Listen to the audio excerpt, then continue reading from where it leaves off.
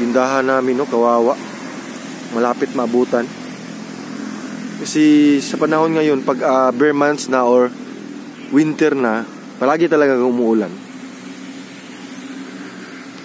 Yan. Yun.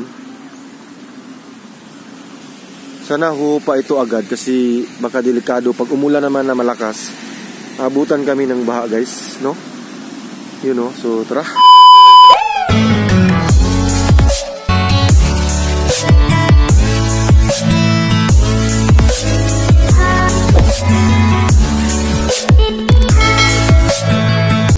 Ayan, welcome back again sa ating channel. So for today's video is nandito po tayo ngayon sa aming munting tindahan, isdaan at saka yung ayan o, mga grocery.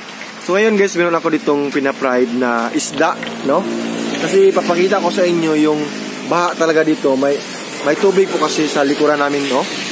Tingnan nyo yan. You know, diba? Grabe yung baha. So punta tayo dyan. So dito muna tayo sa loob kasi nagluto po ako ng minatikaang isda. Yan, oh. Malapit ng mapaig. Pagkatapos nito, i-update ko kayo sa mga isda naming paninda. Ayan.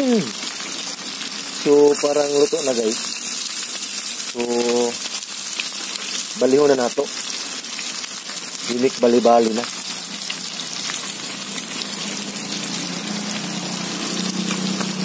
Ayan, ayan. Init. Mainit po talaga, no? Yan. Yun, no? Sakto na po. Saktong-sakto talaga siya. Kailangan, guys, ganitong sa pagmamantika. Yung iba, hindi pa mabalik. Yan. So, maya na yan, guys.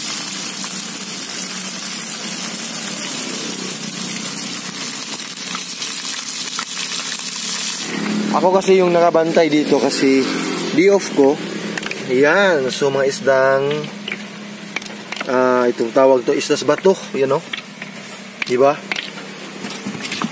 At saka dito meron din dito mga isda sa kutob. Yan. Mga tamarong or kutob. Diba? At dito guys, meron din ditong isdang lapu-lapo or mga isda sa bato. Yan. Grabe yung ulan talaga dito guys. Umaga hanggang hapon, no? Yan o, yung tulingan at saka yung budburon. So yung ganitong isda guys, dalawa po yung tong klase nito. Meron siyang red at saka white na ikog. Yung kanyang buntot o ganito. Kasi yung isa is white po yung buntot niya, no? So dito naman, so last na isda namin na itong isdang bangus. Yan. Diba, grabe. Fish na fish po talaga yan. Fish from the farm po talaga, no? So dito tayo guys kasi ipakita ko sa inyo yung grabe yung baha. Malapit na mapunta dito sa aming tindahan, no? So dito po yung aming tindahan. Yan. Tingnan nyo. Yun guys, grabe yung baha, no? Nagtampisaw po yung mga, yun, no, yung mga tuwabong o yung mga ibon na puti, yung mga white. Yan po yung mga tuwabong, no? Grabe yung bagyo guys, no? Malapit na kaming maabutan ng baha o ng tubig. Tingnan nyo. Yan po yung tindahan namin, no? So ito na po, oh. Grabe. Sa unahan, ang dami din dong mga tubig at saka dito. So soon is tatambakan po kasi ito eh. Lalagyan to ng lupa. Nakikita nyo po yan, oh, yun. Ipakita ko sa inyo guys. Kasi kailangan talaga na malagyan ng lupa dito para hindi maabutan ng tubig. So yan, oh, yan po yung tinatambak nila. Yan. Yan pong lupa na yan. Itatambak po yan dito, ilalagay po yan dito sa gilid. Yan, oh. Ito po yung dinadam nila. patungo yan dito, patungo dun sa likuran namin sa tindahan. Kasi baka mabutan kami doon, oh yun yung CR namin. Baka mabutan ng tubig. Sabi po ng may-ari dito sa inaupahan namin na lupa, dito sa isdaan, lagyan daw para yung tubig is hindi na ganito, maglinaw-linaw. Aabot sa aming tindahan guys. Kasi, di ba delikado? Baka malunupan tayo dito.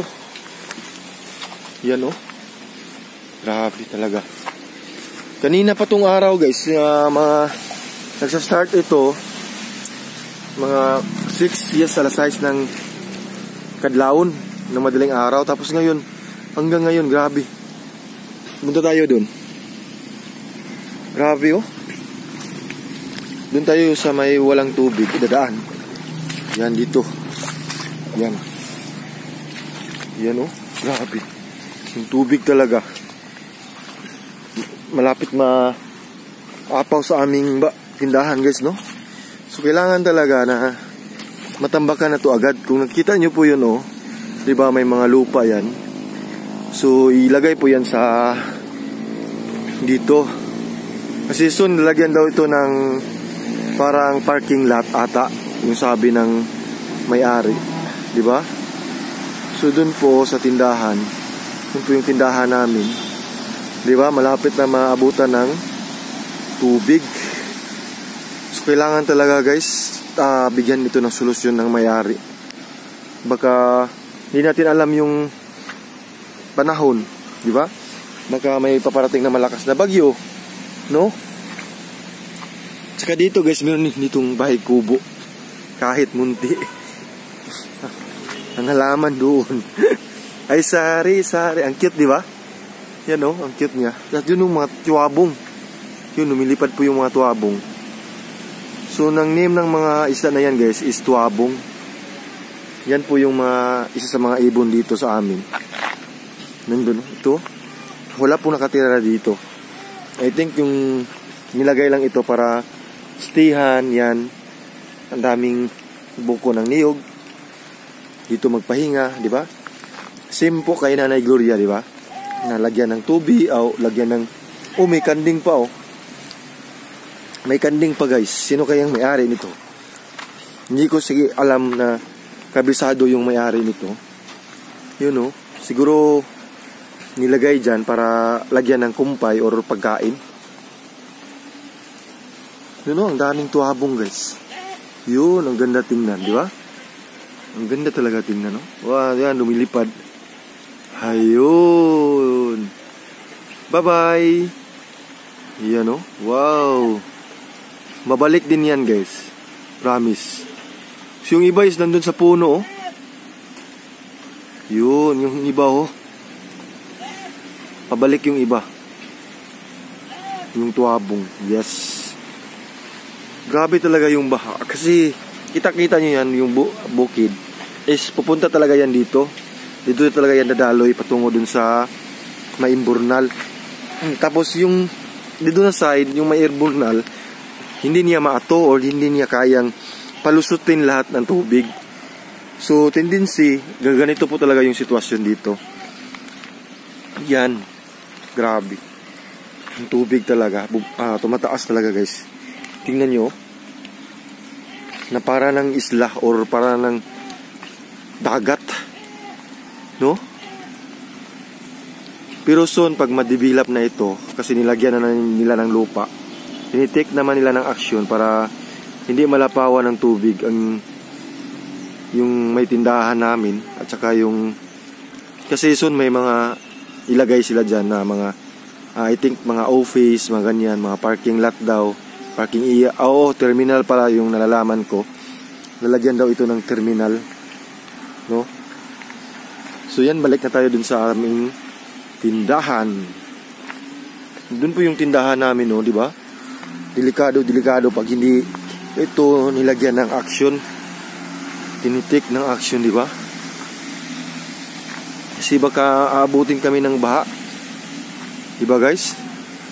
So sana naman po manalangin tayo sa Panginoong Diyos na hindi tayo matamaan ng bagyo, tapos safe tayo always, you know. Grabe yung baha guys.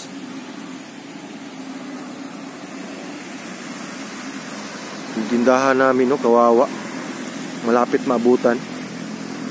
Kasi sa panahon ngayon, pag bare months na or winter na, palagi talaga umuulan. Yan. Yun. Sana hupa ito agad kasi baka delikado. Pag umulan naman na malakas, abutan kami ng baha, guys, no? Yun, no? So, tara.